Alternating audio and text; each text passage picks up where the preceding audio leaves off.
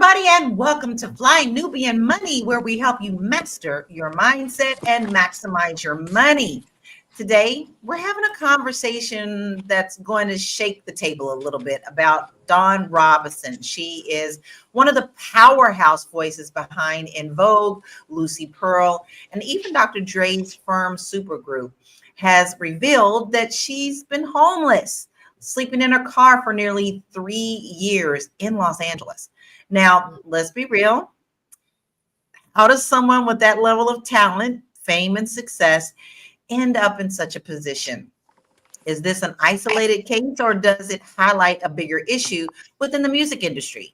And beyond entertainment, how many Black women, especially those over 40, are struggling financially despite once having strong careers?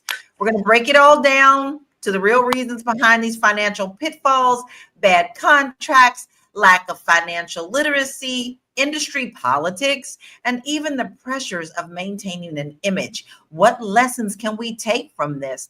And how can we be sure we're setting ourselves up for long-term success? Listen, I have a wonderful royal court today. We have Joe Corley, licensed therapist, mental wellness coach, and educator. We have Tiara Williams, our producer and actress. We have Shalay Camillo, CEO of Vital Source Realty, and Dr. Lene, Brand Your Brilliance coach. Look at her shine. Look, she's shining there already. Listen, I need to have everybody's quick response to this because this video just came out yesterday that Dawn put out. Okay. So I just want to hear your initial reaction. Were you shocked that she came out with this statement about her being homeless? Because in the beginning, which we're going to see the video, she was like, oh, Jesus, I put it out there. So I was just curious to know, what was your first reaction, Joe? I really just need to know more about the story. So I'm gonna process as we go, and I'll answer you later. All right, Shalay, did it shock you? It shocked me, but I'm not surprised. And I know those are synonyms, but it shocked me, but I'm not surprised. The music industry, the entertainment industry. Exactly. Dr. Lene? I'm shocked. I would say shocked and surprised. You hope, I guess, and pray that when you get that kind of access and that kind of money, that you're going to make good choices and decisions.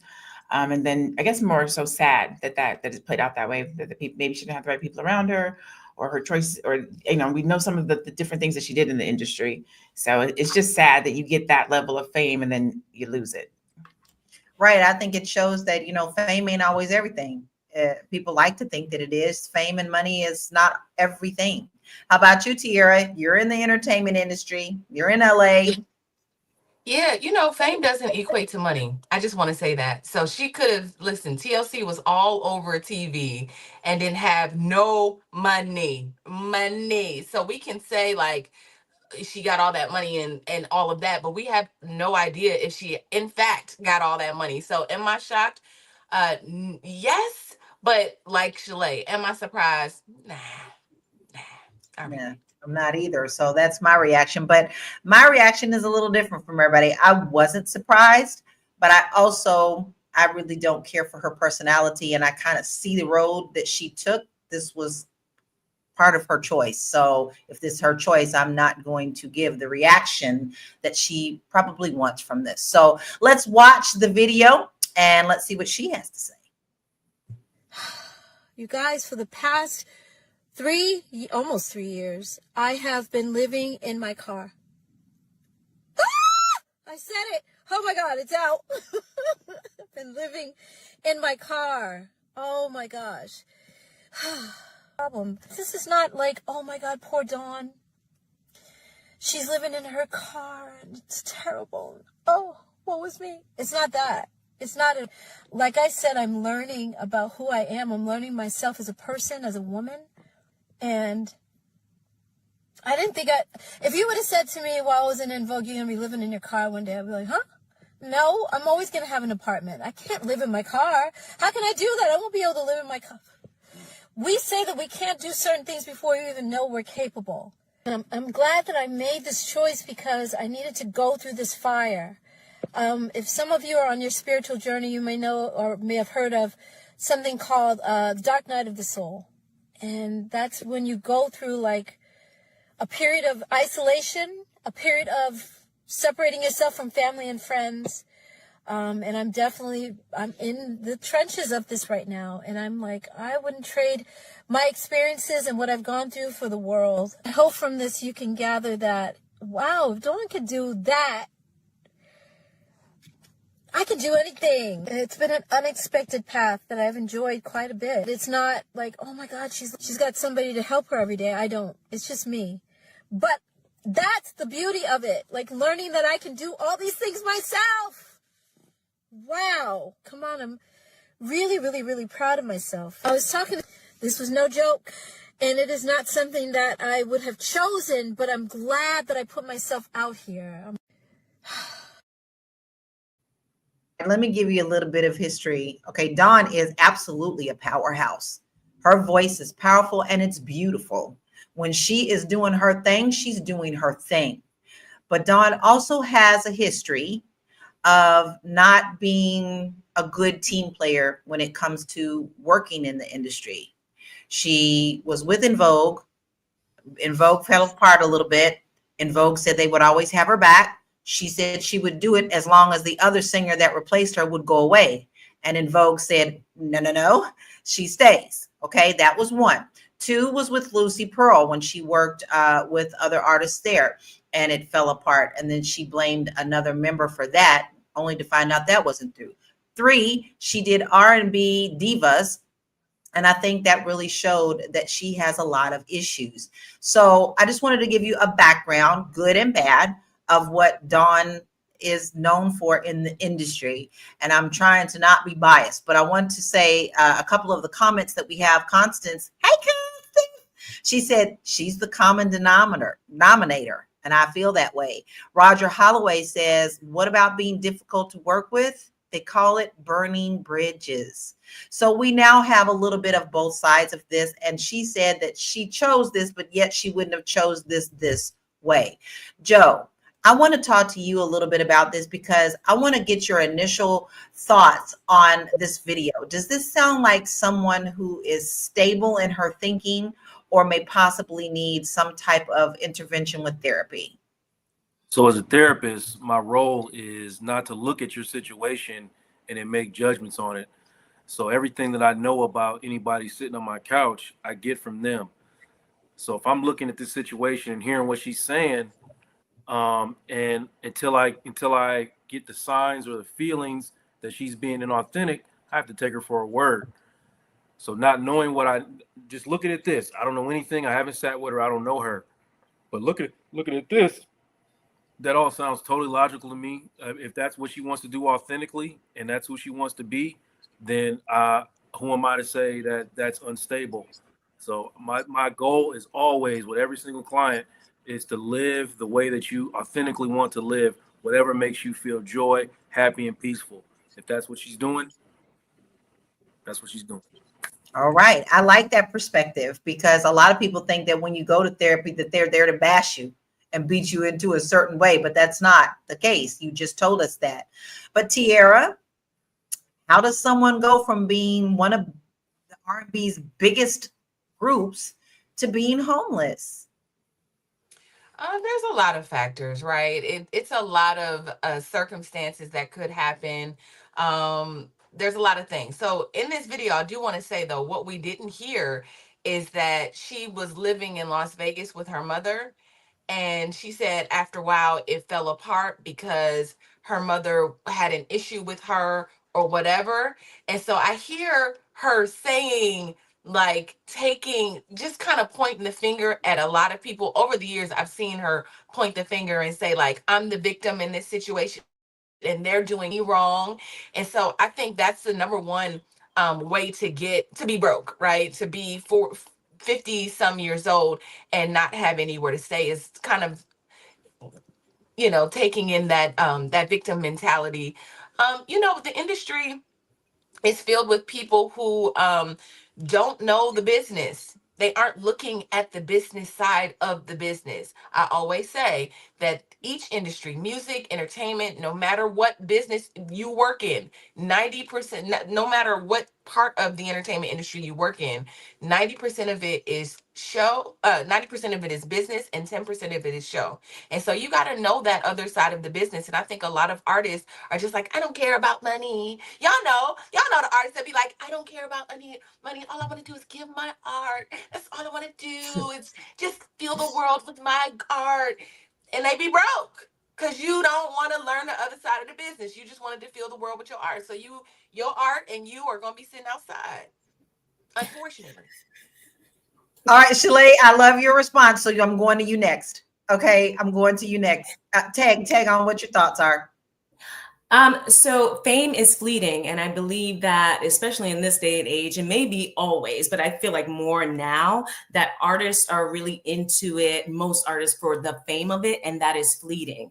And like Tiara was saying, you got to think about the business side of it. So I grew up in the music industry. Me and my sister singing. We used to be called Baby in Vogue. And so like, I remember meeting with record companies and everything. Our mom was our manager, and we would sit down and we turned down contracts because those contracts ain't shit. They really aren't. So if you're after the fame, there's a certain level of when you come in and you got to pay your dues and things like that, you're going to have to do that. But I feel like she's been in the industry so long, like what happened over the long term, why she ended up in this position. It has to be a mismanagement of relationships, a mismanagement of opportunities, a mismanagement of money. It has to be a melting pot of all of those things if she ends up in this spot. So like Joe was saying, I don't really know I was kind of shocked to hear that she's in that position. But then on the other hand, you can look at her past behavior and say, okay, she probably burned a lot of bridges. Right. Now, don't forget other people like Sly Stone, same situation, was living on the side of the road in a van. But that was definitely because of how the record industry did him, and he was not getting his royalties. And currently also two of the DeBarge brothers are also living in a trailer on the side in LA. So this is not uncommon, but I think this situation of how we're seeing it is being uncommon. Dr. Lene, I'm going to get your response when we get back. We're going to take a quick commercial break right now, and we'll be right back. Woo! It's a good show right here. But I'm biased. If you are just tuning in, you are watching Fly Nubian Money, where we help you master your mindset and maximize your money. My name is Tiara Williams. I'm also known as Miss Black Hollywood, and I'm the proud producer of this show because it is lit. If you want to receive notifications for when we go live Monday through Friday, 1 to 2 p.m. Eastern Standard Time. All you have to do is text the word Queens to 87948. That's Queens to 87948. That's QUEENS to 87948. Also, if you want to grow your money and not blow your money, all you have to do is go to flynubianmoney.com. There's all kinds of resources, there's courses, there's free giveaways. There's just no reason to be broke in 2025. All you have to do is go to flynubianmoney.com. Obviously, you don't want to be entertained here. You want to know enough to grow. Wait, I need to put that on a shirt. You got to know to grow. Got to know to grow. So know and grow with flynubianmoney.com. Listen, we do all the things here, but if you don't want to miss all the things, you want to know when we go live, I get the notice every day and I'm on the show. You want to make sure that you text the word Queens, QUEENS to 87948 so that you can get notified every day of when we go live. So, you love to talk, but we always make sure that we turn around to talk about some type of finances in here on how we can do better and try to give some solutions. Dr. Lene, we hear a lot of entertainers go through this type of situation. And, you're great about branding your brilliance. That is their brilliance, their art, right? So how can Black entertainers better protect themselves financially from this type of situation? That's an easy answer, and that's strategy. The basis of branding your brilliance is all about strategy. I think when you're going into not just entertainment, but any type of, let's say, high income or high return situation, there should be a strategy for it. All the money that passed through their hands at some point in time. In the video, she's talked about, she said, I can't believe I won't have an apartment. She didn't say a home. She didn't say a house. Like, you have that kind of money, a house should have been bought so that you can make sure that you always have a roof over your head, so that there were some type of an investment, right? You go into that particular industry, but I'm gonna make this a blanketed statement. Whenever you get large sums of money, we get so excited and we just start spending and living our best life. And then when the money is gone, we don't have anything to show for it. We go back and talk about what we did have and who we used to be. And I feel her on that when she said that I wouldn't change it for anything. She probably wouldn't. It's a lifestyle that everybody didn't get to live, but she didn't handle her blessing well, right? And Vogue is still traveling the world, making money today. And she said no. One of them, I think, is married to a football player. Like, you didn't use your talent and your skills, your brilliance well. And so I would say strategy. Use your brilliance in a way where it can pay you for the rest of your life. It's really interesting that you brought that up, because honestly, In Vogue, I think, just announced this week that they're doing like a tour. And then this came out immediately after that. So that was just announced, I do believe, on Tuesday, that they came out with new dates of where they were going to be performing. Do I think this is a little strategic on her part? I honestly believe it is. But Big Mac says, I don't think living in your car is considered normal unless she's in an RV, especially someone of her stature in the industry. And I do know a lot of people right now who are living in RVs. They live in their best life, but they chose to do it and still are making money and choosing to live in their RVs because of the rent and everything else, but they still invested in their RV. This just feels different to me. So let's check some stats, because we like numbers around here. Okay. So let's look at this one. Only 19% of recording artists own their rights to their music, meaning the majority do not profit long-term from their work, such as I told you earlier, Sly Stone, especially. That's why he was on the side of the road. Same with the DeBarge family. Women in entertainment are twice more likely than men to struggle financially after their careers slow down due to industry ageism and lack of opportunity. Wow. I think that ageism is something I do want to tackle. Tiara, do you think that is part of the situation with her? And do you see it a lot in the industry? No, some divas are able. So, based on I've met a lot of celebrities, I've worked with a lot of people, and it's so interesting that certain people just do business well. Like, I noticed the way they move, how they handle people. They're gracious, they're nice. Every time you see them, they have an air about them that keeps them working, right? And then there's other people that don't have that, right? They're mean, they're combative, they're difficult, and those people tend to be the people sleeping outside after a while. And not always, but there's just people that have a thing about them, like they know how to handle their business and understand that the way they deal with their relationships is very much part of the business. And so I do think that ageism is a thing. I'm not saying that it's not. But I think that it's all a mentality. I mean, somebody just asked me yesterday. I mean, I'm 42 now. Somebody just asked me about I have an album coming out soon. And somebody just asked me about a record label yesterday. I'm not 20 anymore. And I was like, I don't know if I want to. I know I don't want to deal, but for different reasons. But I just think it's just how you handle it's just a mindset that comes along with it. Like I said, if you know the business, if you know how to handle your business and how to treat people, it'll take you really far, no matter how old you are.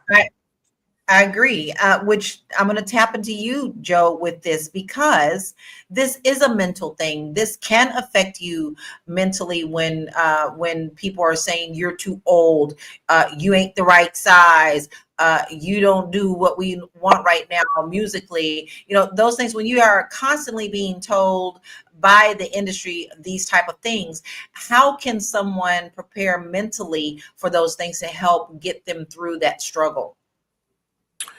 I think In Vogue said it best themselves.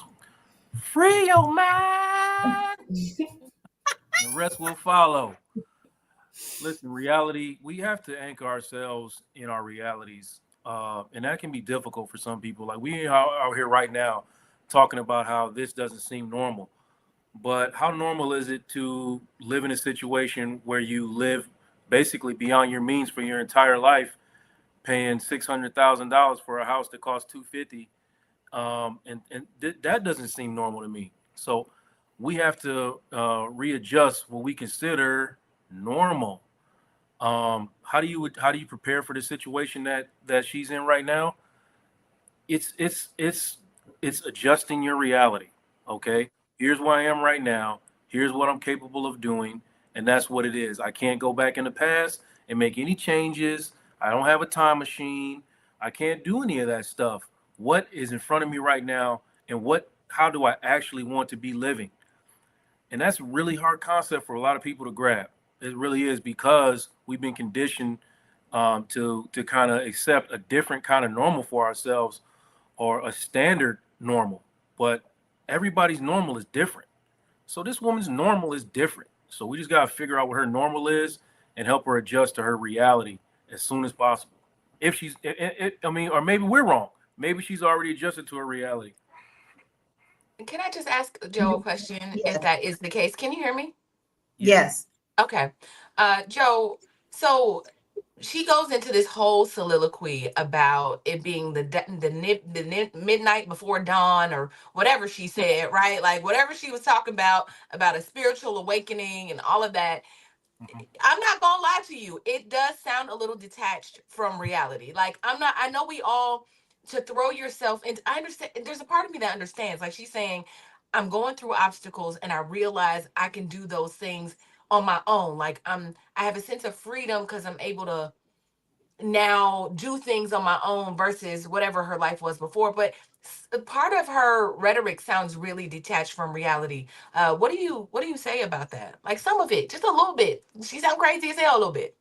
Yeah, it's really hard to grasp that without talking to her, because her lived experience could be dictating the things that she's saying. And I have not lived her life. You know what I mean? So giving her an opportunity to sit on the couch and process everything that she's been through, and then try to figure out how close or detached from reality she actually is. That's what it would take. But it everything can come from lived experience. We don't know what that woman's been through. We really don't know. I mean, she could be the problem or the common denominator, as everybody says, or she could really be getting taken advantage of in every situation that makes her feel the way she feels. We don't know. Or acts the way she acts. But the dark night, the dark hour, that's a real thing. That is a real thing. And we use it as speakers when we tell our story, where you go through the dark night and you come out. So that's a legit practice. She read that in a book somewhere, I'm sure of it, but it is real. But I mean, Thank you for I don't know, tapping maybe into it's the that. way she said it. I understand the dark night and the midnight or whatever, but I understand what you're saying, right? But she just sounds okay. Go ahead. The But no, commercial. I'm really like Dr. Linnea, I'm glad you brought that up, because I'm sure she also reads a lot too. I mean, you tapped into that too. So it's got to be a part of something that she's read in her psyche. We're going to take another short break, and when we come back, we're going to continue this conversation. This is hot, but listen, we're not talking at you. Y'all know that, right? I need to see all them comments come a flying. I'd love to see what you have to say about the situation. We'll be right back. After I midnight. know you're busy, you got things to do, and you can't take us on the go with you every single day. Good news for you. We are now on Spotify. So if you can't watch us, now you can listen to us on Spotify. Search Fly Nubian Money and all the episodes shall appear. All you have to do is like, subscribe, leave a 5-star rating, leave some comments, tell people how you love us, so that when other people come along and are looking for a great show to watch, they can find Fly Nubian Money too. One last thing, and just in case you've been sitting under a rock, Fly Nubian Money now has an investment club. We are the Fly Nubian Money Club. It's easy. All you have to do is go to flynubianmoneyclub.com, and I am committed to bringing in top experts from all industries to help you level up. They're teaching us the skills that we need to compete in this market. We often say that nobody is coming to save us, not the government, but guess what? We're coming to save us. I'm coming to save you with the Fly Nubian Money Club. So listen, all you have to do again is go to flynubianmoneyclub.com. We have a 30-day free trial set up just for you, just for those people that are struggling. Even if you ain't struggling, you ain't got to struggle. I'm coming. Okay, let me stop playing. I'll see you soon. Hey, we already told you. You if you don't want to choose to live in your car, we have options for you. Okay? Listen, I'm not joking about that because I know who all has taught on this panel with Fly Nubian Money Club.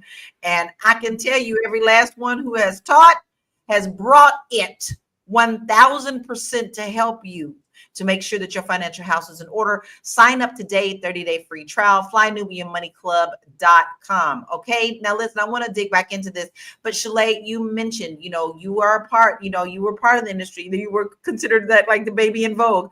So one of the things you talked about the contracts, but what are some of the biggest financial mistakes that entertainers make? Oh my goodness, so many things, but number one, it's a mentality. And coming from a community, and I'm talking about Black entertainers, coming from a community where it's like, the fast money seems to be the way to get out of the poverty and things like that. They're not really thinking about the long term. It's about survival and getting out and then being flashy with it. I think that the biggest problem is doing all the flash, all the cars, all the houses that are not needed. And a lot of those houses are rented and not even owned, which is a big problem. But like the cars and the jewelry and the clothes and the makeup and the flying here and there and the jets and the entourage. Artists aren't really thinking about that ain't your money. Like the record company is coming back to recoup all that. They're like, go ahead, spend it. They have to recoup all of that before you actually make a dime. So it's about being strategic about what is it that we're really doing? What is it, the mentality that we're doing? I mean, the mentality that we're using as far as business wise, who is advising? Oh, so many times you have people who are supposed to be advisors and they're just there to siphon from the artist. So it's really important to set yourself up as a business and think about that long term, because it's not about the flashy this and that, because you're paying for all of that. But what do you have at the end of it? A bunch of clothes and some Fendi this and Fendi that, like real estate. What are you thinking about businesses that you're going to start so you can strike while the iron is hot? And once you're hot, collaborate with other artists, do things like that. So like, artists aren't really thinking about that. At least traditionally, artists weren't thinking that way. I feel like now maybe since these things are getting out in the open, more people are thinking about it. But it's really about strategy and mentality. Exactly. I'm going to say MP Hammer. Go ahead. Tap on in, Dr. Lene. Tap in. Huge entourage. Used to travel with all those dancers, all those people, paying wages, and then broke. All them folks had money. Some of them probably made investments. The dancers could have potentially probably ended up in a better ended up in a better situation than him. Mm-hmm. Exactly. I think the industry and all industries, not just music, we're talking about, because she's in music today, but writers, artists, any movie people. I mean, we hear every single day that they are not getting paid or protected correctly. And when you first are getting into this, you've worked so hard that they dangle this golden carrot that looks so beautiful that you don't open that carrot up and see that there's a lot of rotten shit in there that you need to be paying attention to. And sometimes your vision of what you want to be, you choose to ignore the other side of it because you think it's all going to work out. But listen, we've talked about Dawn. This is nothing new. Like, we've talked about several other artists who are in the same situation, but I want to watch another video and we're going to dive and take this in a little bit of a different direction. Check this out. It's me. I'm that one check away. Yes. I woke up one day, got let go, and I found out that I had no support. They say that if a person is homeless, they're crazy, lazy, or on drugs. No. It's scary. This is death. Every year it gets worse. It's the wrong time to be homeless. Like, the resources is bad, meaning because everybody's using them. We're being affected, but now it's starting to hit. I was up, right? I'm coming down. You'll eventually start seeing them because the sun's coming down. Nice cars. People are living in them. What does that say? They were like us. That one check away.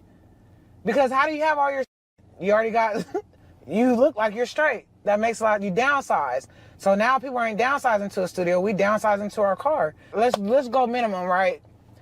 So studios, 1,000, right? My car note is over 5.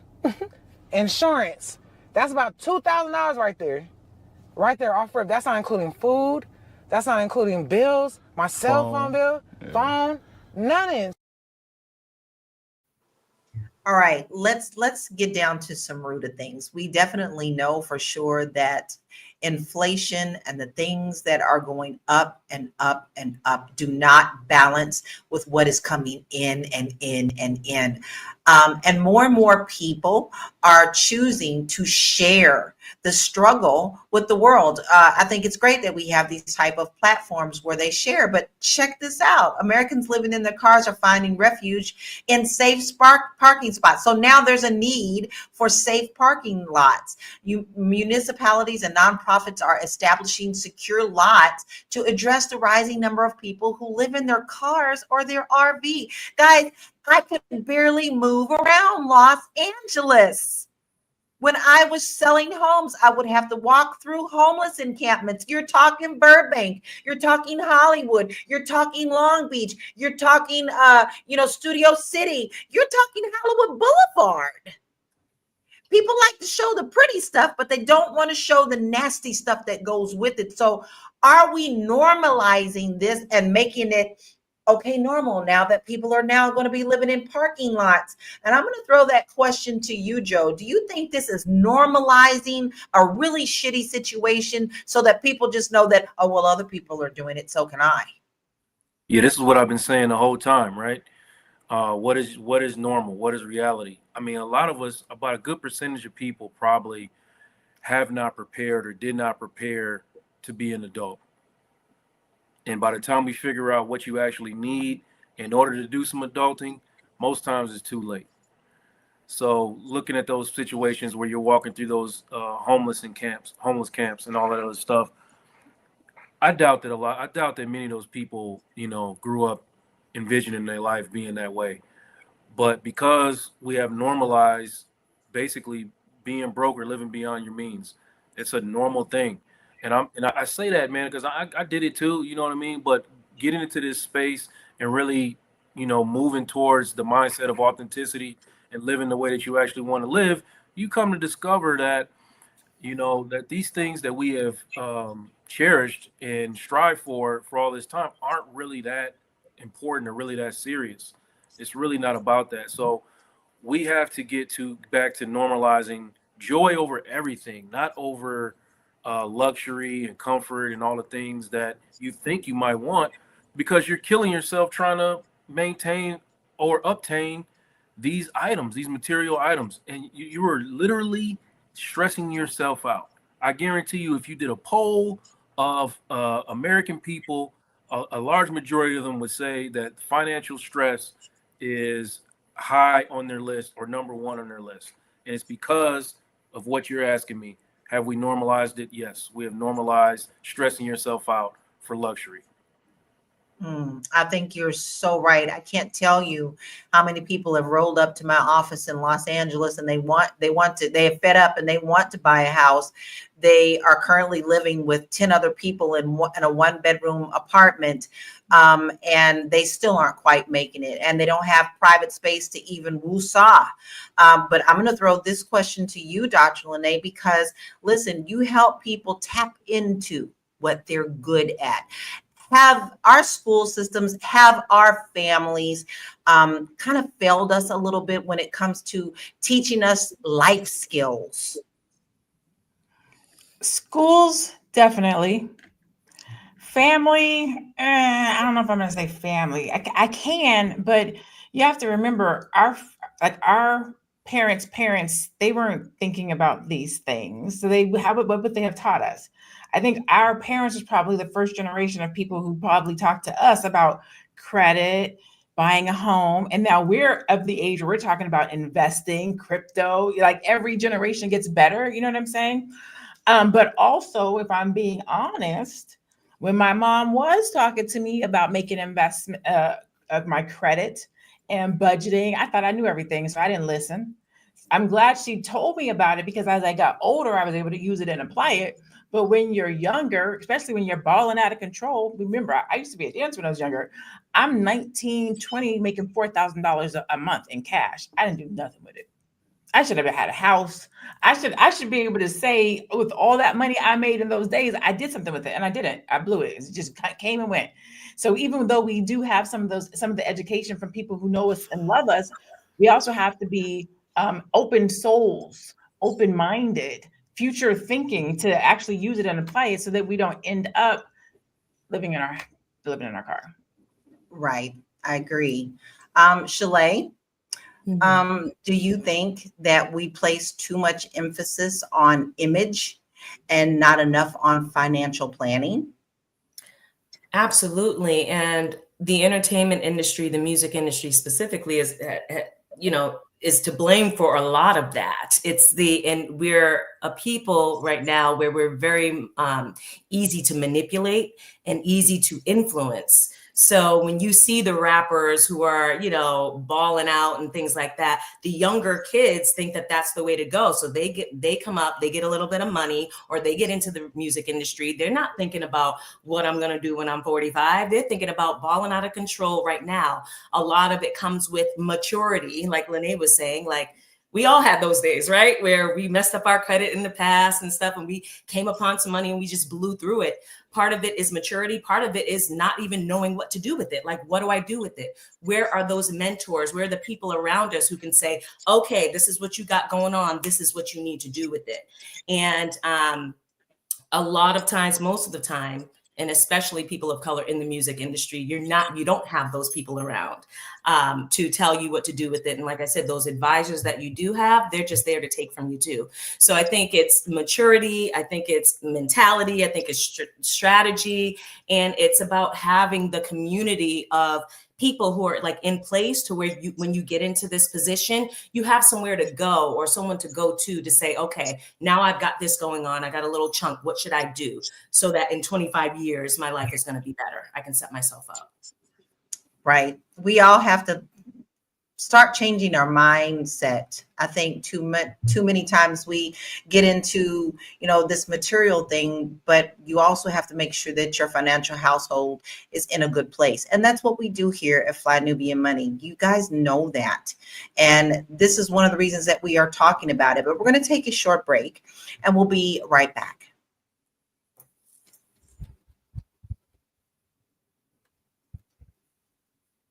Are you a Black business owner looking to expand your reach? Well, has Fly Nubian Money got good news for you? We are building a Black business directory to connect you with customers who need your services. And here is the best part. It is absolutely free. Email us at info@realvirtual.net. Send us your business name. Tell us a little bit about what you do, what services you offer, your website address, and your contact information. That's it. Together, we are going to build and circulate the Black dollar. Get listed today and start connecting with people who are probably already looking for you. And that's what we're all about. We are helping you build your financial house. How do you do that? You get in front of those who are looking for you.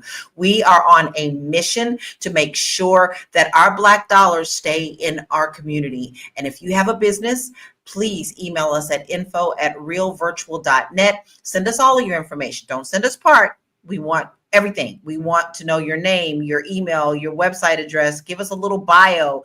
We want it all so that we can share your information. And as we said, this is free. And if you are looking for someone's business, then you also can email us as well. And as it grows, you're going to grow too. So make sure that you get yourself in this directory, because the first question everybody says is, well, who do we know? Where can we go? We're giving you the place to do it.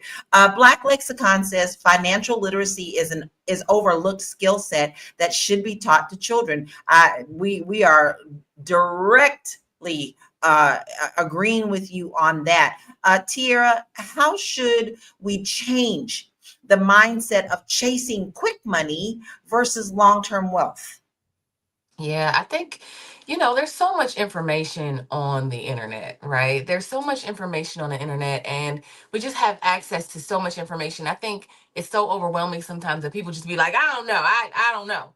But I just think that if we just got around people, I'm thinking about the Fly Nubian Money Club, and I can't help but to, like, as we're having this conversation, just think about like what we represent. And I'll just use this as an example.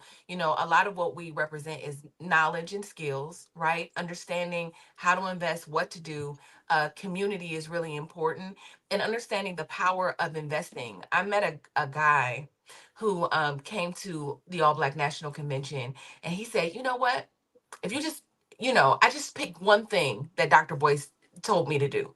I did the $5 a day, $5 a day investment plan. So he took $5 every day and invested it, $35 a week.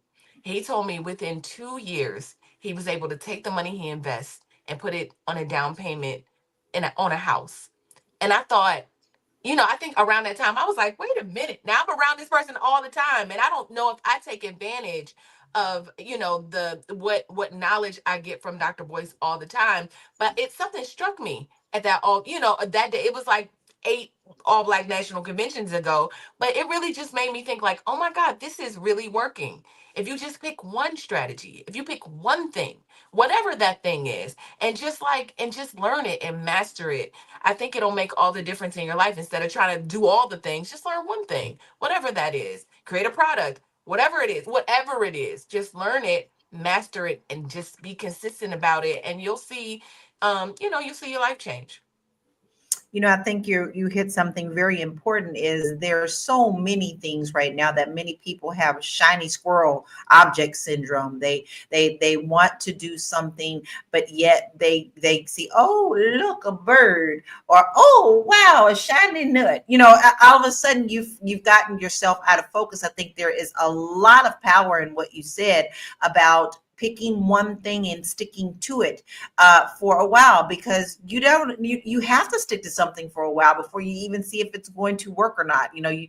You're throwing spaghetti against the walls, each one stick, but make sure that you stay focused on that for a little bit before you move on.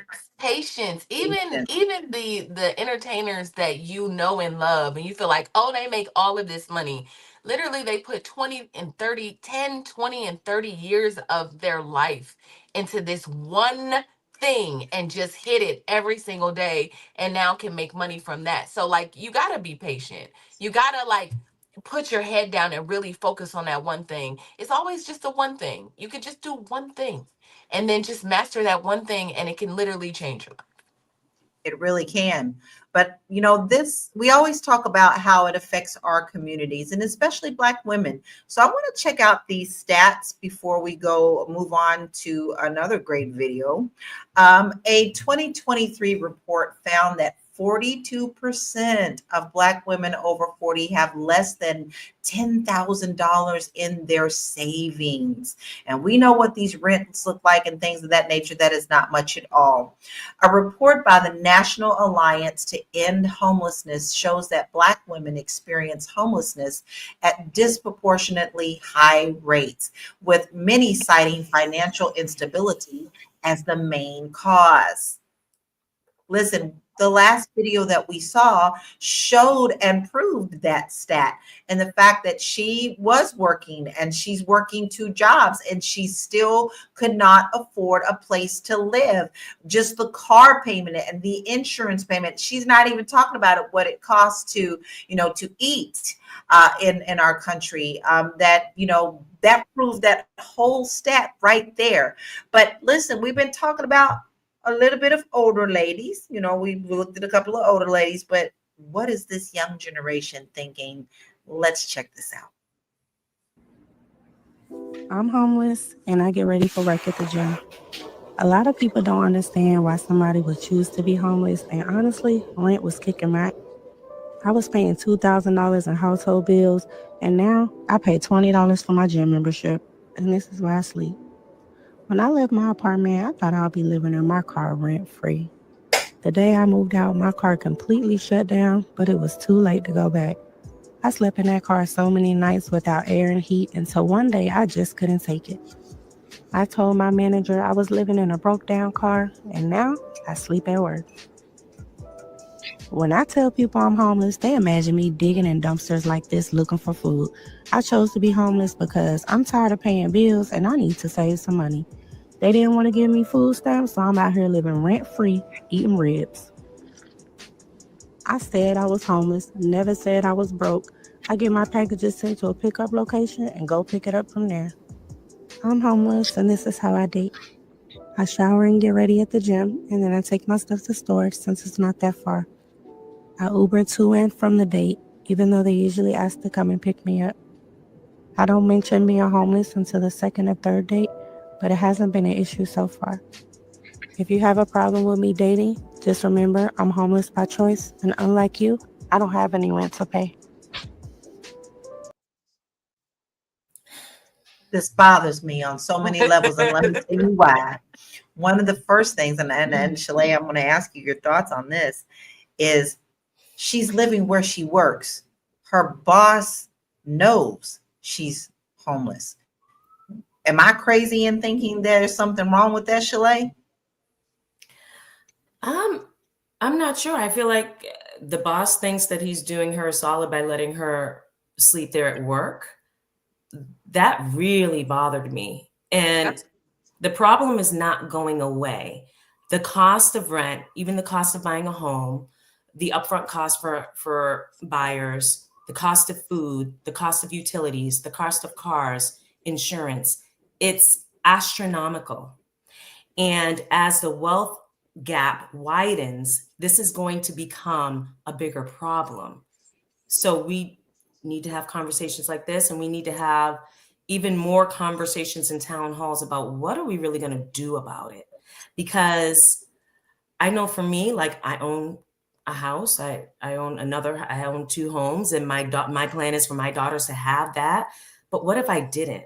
I have friends who don't own homes yet, and they have children, and they're just paying rent, and they're going to be paying rent unless they get into home ownership. And rent is going to continue to go up. And the cost of home ownership is going to continue to go up. Like, when does it stop? That really bothered me. The cycle is still continuing to go up. Inga Baby says, I'm hoping she's saving and investing her money. The boss could always fire her. That is a very real thing. But here's another thing that's bothering me. All right, Dr. Lene, am I cuckoo and thinking girlfriend out here talking about she eating good and she's still homeless? What is going on with that? What is going on with that? Am I crazy? What's your thoughts on that? I think everybody has their own priorities. It can work for me. I'd rather have a roof over my head and eat peanut butter and jelly and top ramen. Personally, that's me, right? She sounds I think crazy she's as hell. glorifying it. I think she's making it look like it's an easy thing to do. Everybody can do it, and that's not the case. Like a home provides stability. Having an address provides stability. I'm not dating if I don't have a home. I believe I can't think of it right now. Maslow's hierarchy says that the first one is stability, a house, a home, like the basic needs. Like I'm not going to say that. You need a home. And if you don't have one, and when I say need a home, the RV is not that bad. You know what I'm saying? At least you got a little living room, you got a bedroom. Okay, I'll go with the RV. I'll go with the RV. The house, the car, and the streets. I don't know about that one, but RV, okay. But not having a home, living at your job, getting dressed, taking showers at the gym, and then normalizing that as if it's okay. I think that's a bad strategy and a bad thing to show other people who might be on the verge of trying to figure out if they're going to push through and go to the next level or quit and scale down. Can I say something? I feel like if it's a very short-term strategy, like, look, I'm this rent is too much right now. I need to, how can I save $2,000 a month so that I can save to buy a house or something? I feel like if it's a short-term strategy and you're doing it to get out of the situation, that's a little bit different. Just rent a room. Just rent a room. If you got a job, rent a room for $500. Like something. Like don't. Yeah. No. Sorry, Shalay. I don't mean no to you. I'm just saying no. No. I don't know where she lives, like what city, because I know here in Boston, you rent a room is still $1,500 a month. Like, I know people who cannot afford that. I have clients right now who cry to me because, y'all, it's bad. It's bad. I don't know where this young lady lives, but what my question would be, what is she doing with the money that she's saving? Like, what's the plan? Because you cannot. Ribs. She's eating ribs. She's eating good. She's paying for her gym membership. And she's paying for that gym membership too. Don't forget that. Well, she said that was $20. So I'm like, okay. Yeah, that's not too bad. Where she work at? I guess that's the next question. Where you work at? That's what I want to know. It's the rent place. So she get. Yeah, it kind of cripples her. If she's able to sleep in the office, it kind of cripples her and makes her feel like this false sense of, like you said, like whoever said, like, you know, I don't know if that's a good thing or a bad thing, him allowing her to live in the office. It just feels like he's like crippling her from being able to really like be responsible. I don't know. I think that what Shalay was saying is probably, I think that when somebody goes to being homeless, I think they think that it's a short-term solution. Like, you know what, I'm just going to do it for a minute. I'm going to get back on my feet. I hope to believe that that's what somebody thinks, right? I'm just going to be in my car for a second. I'm going to save some money. I'm going to get back on my feet.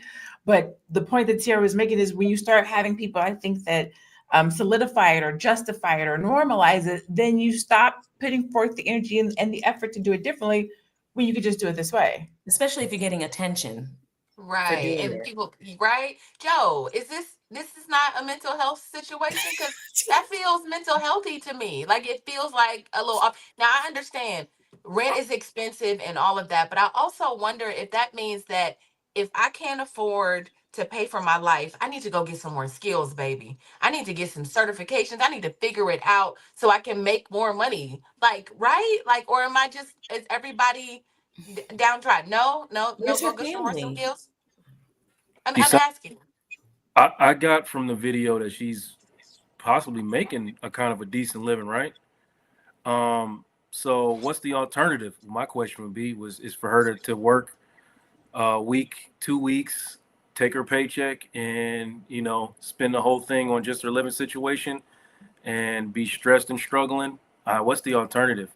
A room. Most young people I know only leave the home at this stage out of necessity. Like you have to be out because staying with your parents or your whatever situation you're in is no longer an option. So let's just assume that, you know, she's out of the home because she has to be. And if this is accurate, because we don't know, all we know is what she told us. Remember that. Yeah. If this is comfortable life for her, she can afford them ribs.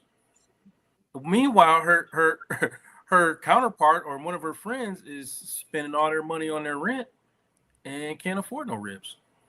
But what's the long-term plan? Right. Because she can't be. We don't know if she, she said she was saving. She literally said she was saving. So we don't know. What if her long-term plan is to travel the world? You know, you only need a certain amount of money to start backpacking around. You can do that. You know what I mean? But she can't afford that if she's giving up all her money. You know, these young people got different ambitions. Like when I was young, I didn't leave the country until I was 27 years old. These young people today are leaving the country at 18, 19 years old and experiencing different things.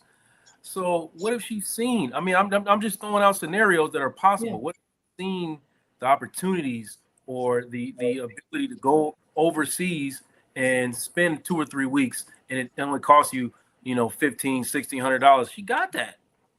The way she was curling her hair at the gym tells me that is not, She looked clean and ready to do it. But okay, let me point out something. Let me point out something that I haven't heard anybody say, and I waited because I wanted to see if someone else picked up on this. Listen to the tone of each one of those ladies in this video. Dawn, the lady who's working 2 jobs and living in a car, and this young lady. They don't sound happy to me. They don't sound like they are happy to me. Your voice and your body language will always tell you that there is something else going on. So I do see this as a mental issue. I see this as us making it normalized that this is how how you're supposed to live.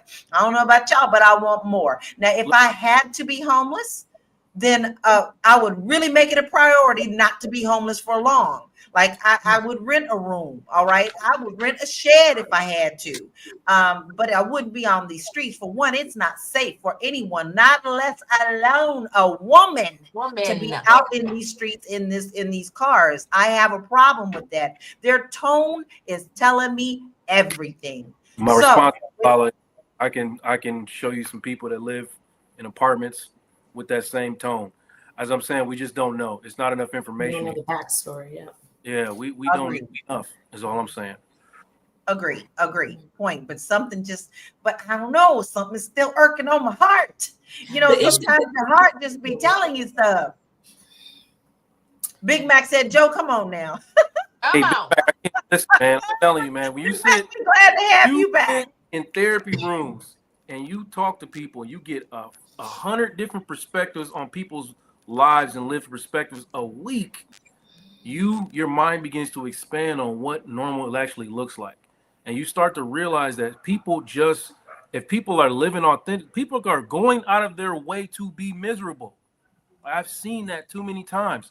So if this girl wants to live in her car and that makes her happy and she's joyful and she's at peace, then who are we to say that that's an issue? You know what I mean? Like, that's what I'm saying. Like, I don't know enough. Now, I could talk to her and be like, I could find out that she really don't want to be living this way. And then I could press her like, hey, well, you got to start doing some things to get you inside of an apartment or a room, or go get a room. I can start talking like Tierra. But but I don't know. I see too many people. But here's the thing. That's what makes it tough. We don't know. We can assume all day long, right? We truly can. Because you really don't really know what someone is going through if you're not in their shoes. And you made that a great point, Joe. It's really easy for us to sit on this side and make our judgments. But unless you are in their situation, there isn't anything you can do, which I will say this comment that I will tap in before we have final thoughts is, how can you do any better if you don't know any better? We should be praying that we educate people around this whole situation. And I agree with that. Not arguing with you at all, Joe. I see your point. You also made me open my eyes a little bit as well, because I have to say I am right now not really thrilled with Miss Dawn, because I see her being able to do better. And if she doesn't want to do better, then I can't want better for her. And with that being said, I'm going to tap into final thoughts. Dr. Lene, what are your final thoughts and where can we find you?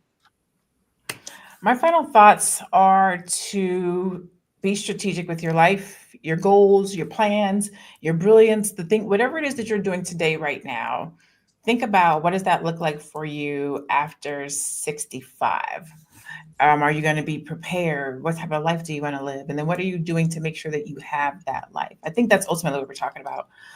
Everybody is one mistake away or one check away.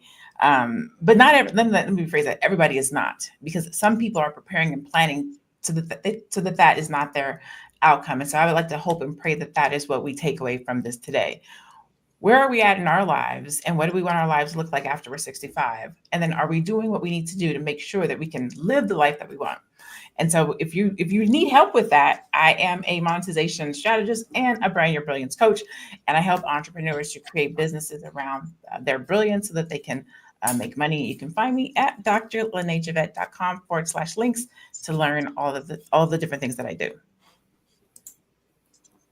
You know what she does.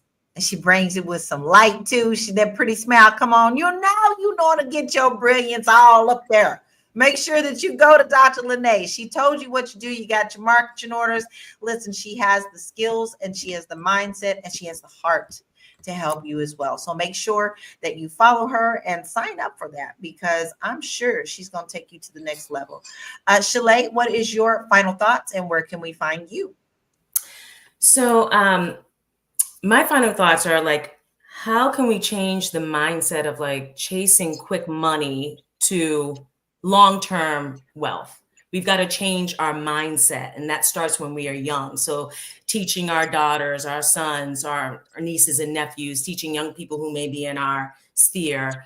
I think it's about changing the mindset, and then making sure that we tap into educational resources or mentorship resources to actually access that information. And that not only the information, because like Tiara was saying, everything's on Google. It's really the insight and what to do with it. I know for me, like there's still so many things that I'm like, ugh, even in investing, that I'm like, when you talk about real estate, I got it. But like other things, I'm like, I need other people. Fly Nubian Money Club. So that's my final thought. You can find me at Shalay Camillo on Instagram and Facebook, Shalay.Camillo on YouTube. I can help you move or buy or sell real estate anywhere in the continental United States and Canada. I would love to help you and your family do that. Vital Source Realty, check me out. All righty, you got your marching orders there. Now listen, just because now I'm a witness, because we in the same industry. Listen, buy a home, get you some land. And if you don't want to do that here, find somewhere else to do it. There's plenty of it out here for you to get into, whether you want to do it domestically or internationally. So you want to make sure that you follow her. Got any questions about that? Tap into her as a good resource. Joe, we gave you the blues today, and I'm sorry. I love you so much. What's your final thoughts, and where can we find you? I want to quick say to Big Mac, brother, I had the luxury of talking to you, and I know that not a whole lot of people think like you. So I'm gonna say that to everybody, bro. We all don't think alike, man. We all just don't think alike. If you are an older person, and you are not living authentically, then let's talk about getting rid of some of those regrets and figuring out how you can live the way you want to live, so that you can be at peace and have joy. And if you're a younger person, I want you to be intentional about the kind of experiences you want to have, and it's okay if you don't exactly know what that is, or if they change later.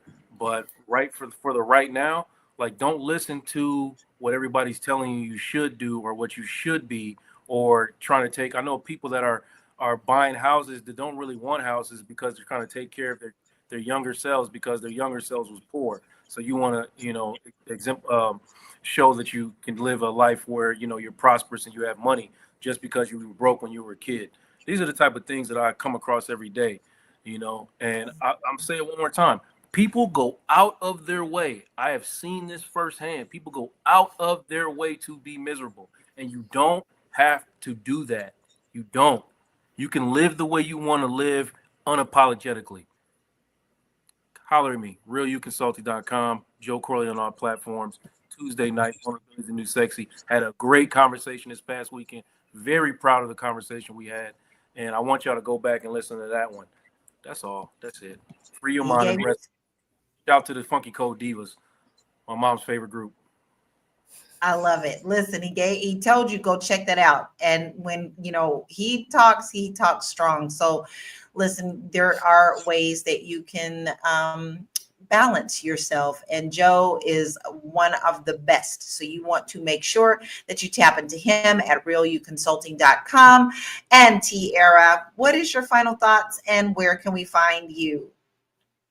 I'm gonna just give a shout out, because this, for reasons like this, is the reason why we created the Fly Nubian Money Club. So, I'm just gonna tell you what I value is knowledge. I got myself around a community of women. Actually, this podcast inspired Fly Nubian Money Club, because I come week after week and I'm around bomb ass women who know business, who know real estate, who know investing, and it's leveled me up. So if you are about to live in your car, you trying to get you some friends that don't live in their car, like that, get around people that know business, that know the things that you don't. Community is so important. On top of that, don't put all your eggs in one basket.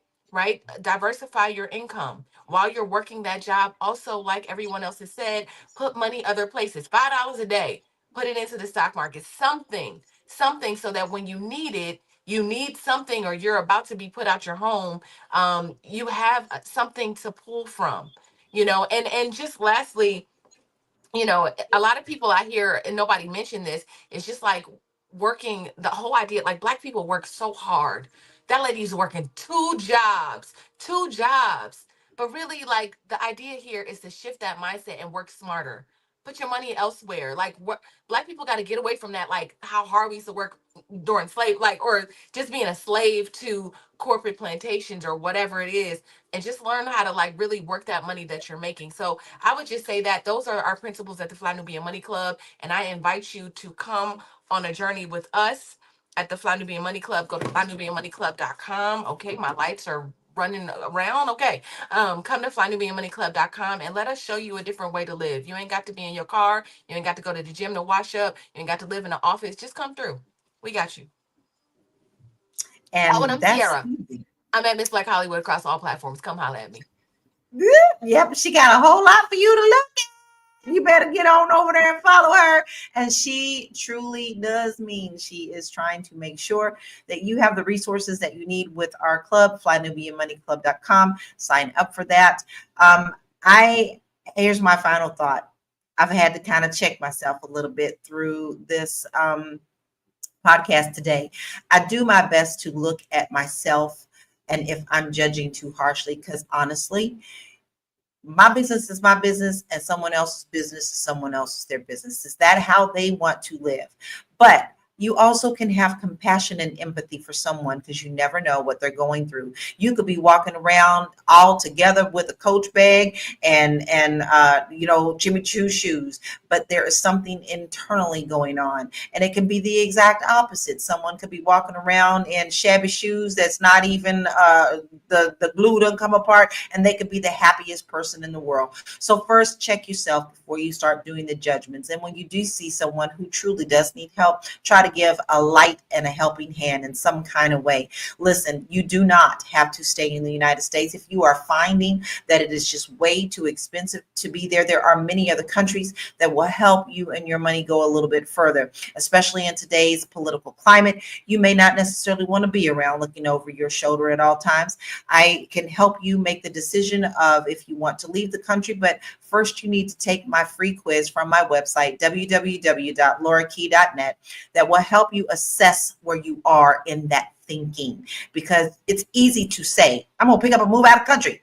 But what does that mean? This quiz will help you really dig into the questions and the answers that you need to make that decision. Listen, guys, this is a tough conversation. I mean, I will tell you, when I first saw the email, the video of Dawn, I just was like, and that's just how I felt about it. But I do see a different perspective now. So, and I hope that you do too. This conversation today is more than just about Dawn. It's about financial literacy, wealth protection, and making sure that no matter how much money you make, you always have some to fall back on. Dawn's story is heartbreaking, though. It's not unique. We've seen this happen to too many other artists, especially Black women who've given their all to an industry only to be left with nothing. So the real question is, how do we break this cycle? And how do we protect our finances, whether we're in entertainment, business, or any other industry? It's time to start prioritizing financial security over fleeting success. I want to say thank you to my royal panel today. And we had Shalay, Joe, Dr. Lene, and Tiara. And thank you so much for dropping so many gems and so many things that we can pick up on and really think about. And to our audience, we always love you. We are so appreciative. We don't take you lightly, because you know what? Without you, we wouldn't have a show. You wouldn't be watching, you wouldn't be participating, but we do not want to end this conversation. We want you to continue to put in your thoughts, and we would love to hear what else you think. So we want to ensure that we're building long-term wealth and security. Drop your thoughts in the comments. We'll see you tomorrow, 1 p.m. Eastern Standard Time. Don't forget to sign up at flynubianmoneyclub.com. We'll see you tomorrow. Peace out.